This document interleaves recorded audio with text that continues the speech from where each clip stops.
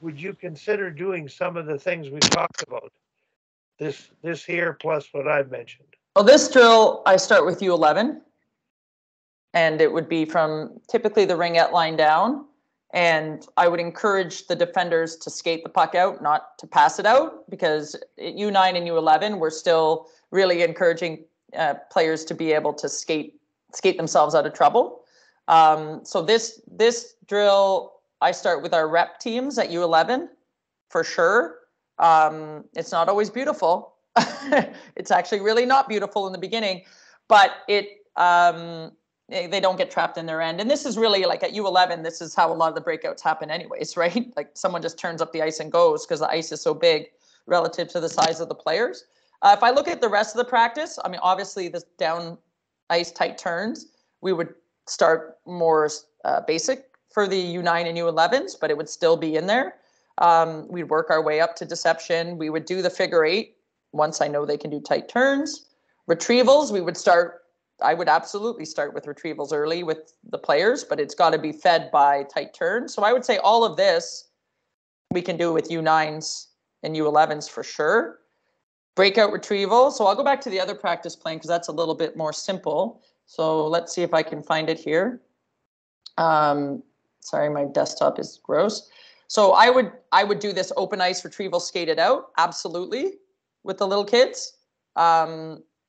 Again, most of the teams I work with are rep, but even I work with some house league development stuff.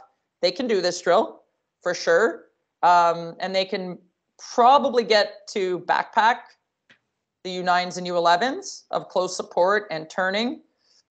And then you just apply that all over the ice, right? So I don't know that I would necessarily get to the regroup and entry until a little bit later for those players, right? Like, or we could just spray it out and you just tight turn and go up the ice. I do that in my skills practices all the times, right? It's just one player going in and being evasive and skating it in. So I would start a lot of drills that way with the U9s and U11s. So they just continue to work on those deceptive, explosive retrievals. And then they can add the backpack player and the little play. But to me, that's team play.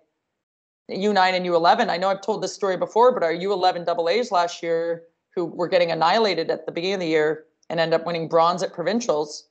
The only change I made during provincials was I introduced the backpack player. We didn't have a backpack. We had a couple of really good players who could skate the puck all the way down the ice.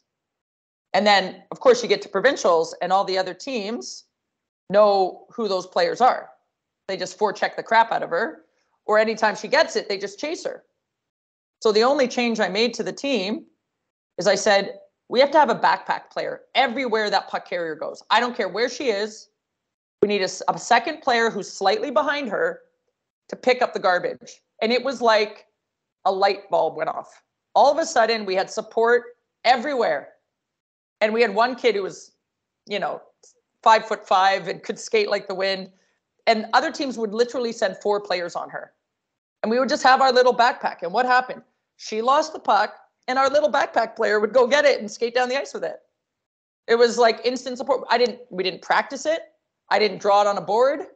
I just said, hey, you got to have this second person really close by. So when it all falls apart, you can get the puck. And if it doesn't fall apart, you can hug her when she scores. Like, you'll be right there. It's great. And they did it instantly. Like, they instantly made that change. And that